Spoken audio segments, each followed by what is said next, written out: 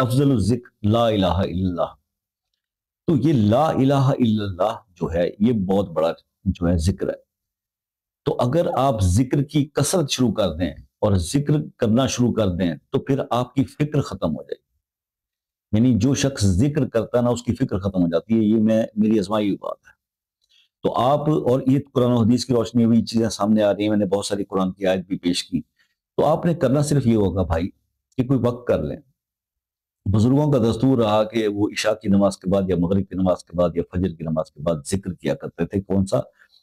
لا الہ الا اللہ، لا الہ الا اللہ، لا الہ الا اللہ. دل کو منور، دل کو روشن کر دینے والا افضل الذکر لا الہ الا اللہ. اس کا ذکر کیا کریں، بلند میں آواز میں کریں، مدھم آواز میں کریں، دل میں کریں. الا اللہ کی ضرب لگائیں دل پر، اور کم سے کم اس کو جب بھی کسی سیٹنگ میں ذکر کرنے بیٹھیں تو 313 بار اس کو کریں.